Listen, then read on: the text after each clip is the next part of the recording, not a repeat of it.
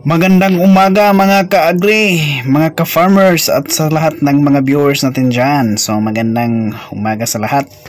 So ngayon po ay galing kami sa pag-harvest ng ampalaya. So may maraming hinog dahil hindi kami nakapag-harvest last day. So ang resulta, ang daming hinog mga ka-viewers.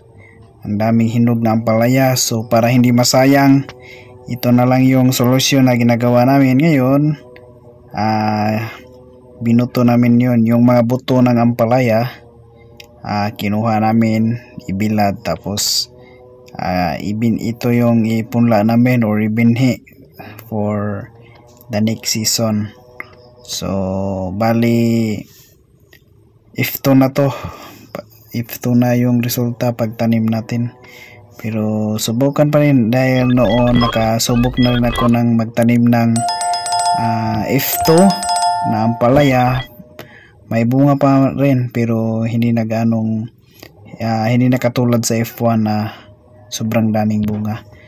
Pero sa sobrang mahal din ng binhi ng buto ng ampalaya, so ito na lang yung ginawa namin para hindi rin masayang yung mga hinog na ampalaya. Kinuha namin ng buto. So sa mga gustong magtanim, pwedeng bigyan ko na lang nito kung gusto kayong magtanim. Ito sobrang dami nito mga ka-viewers. Ang dami grabe. So itong mga buto na nakuha namin mga 500 or more. So dami na nito.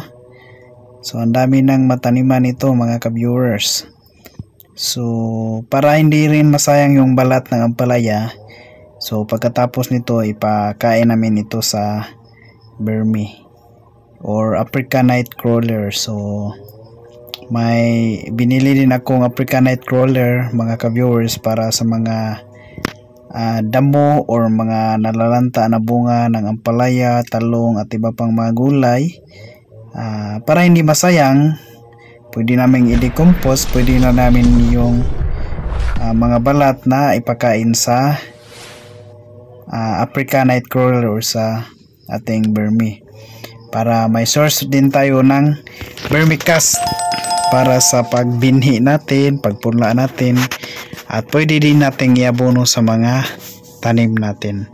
So mga ka-viewers, may mga nagtanong kung pwede ba ibalik yung F1. So ang sagot ko mga ka-viewers, pwede namang ibalik yung F1 pero yung resulta sa bunga medyo hindi na katulad sa yung yung F2 natin. Yung F1 pag ibalik natin yung binhi, F2 na yun. So pero ito lang masasabi ko, hindi na siya katulad sa F1 sa bunga, sa pagtubo niya, at siguro may mga sakit na din na presence of mga sakit dahil sa sa F2 na kasi. So ito yun, magsipag lang tayo mga pre. So ito, so continuation. So makita nyo ang daming reject, diba? Ang dami talaga mga ka-viewers. So sayang kasi pag ayan lang namin. So yung may mga tao din kasi dito sa amin na pupunta dito pag mag-harvest kami, tapos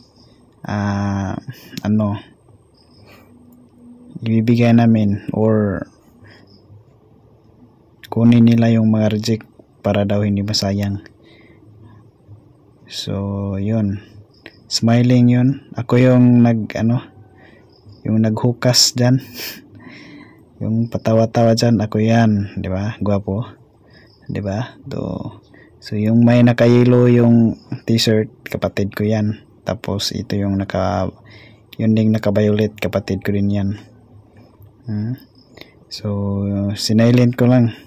Maraming salamat mga ka-viewers.